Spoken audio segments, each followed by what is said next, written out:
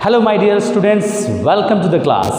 Hope you are doing well. So in last class we have discussed about the syllabus of the content of our class, of our subject. Now in this class we will come to know about the chapter 1. The chapter 1 is representation of geographical features.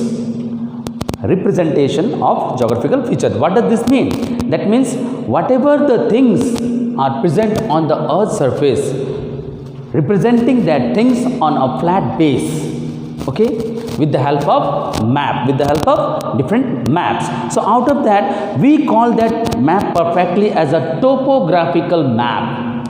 What? We call a map a topographical map if the different features of the earth are present on that map. Maybe it is man-made or natural features. The word topographical map is derived from the word topography. Topography means the shape of the land. Topography means the shape of the land. Now, topographical maps are made by the different cartographers. Okay, the science of making map is known as cartography. The science of making map is known as cartography, and the person who is making that map is known as cartographer. So these maps help us to understand different features on the earth's surface.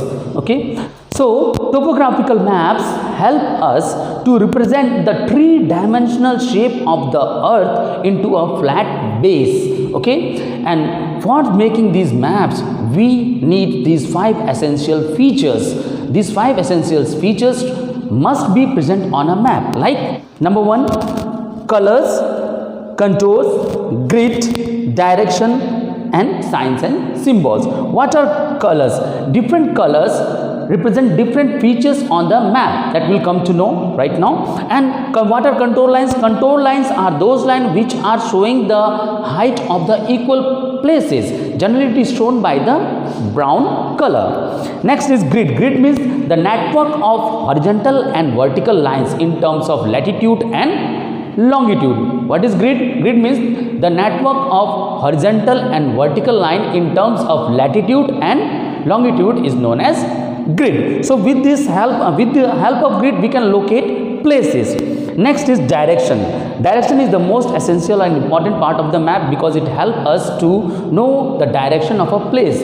Generally it is shown by a north line. It is shown by a north line. So this north line represents the north direction.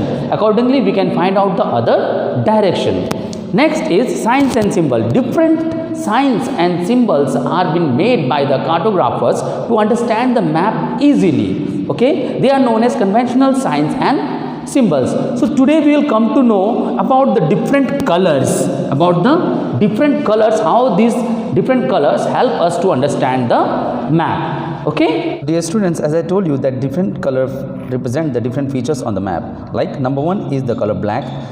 The color black, all names, river banks, broken ground, dry streams, survey trees, heights and their numbering, railway lines, telephone and telegraph lines, lines of latitude and longitude, all seasonal streams in the map are shown with the black curved lines. Next is blue. Water feature of the water bodies that contain water. The word brackies written along some of the water bodies in the map indicate the high salt content water.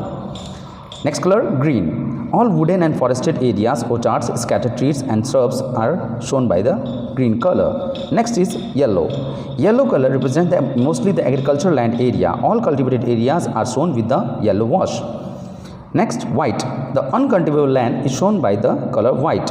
Next is brown. Brown color represents generally height of contour lines, their numbering, form lines and sand features such as sand hills and dunes.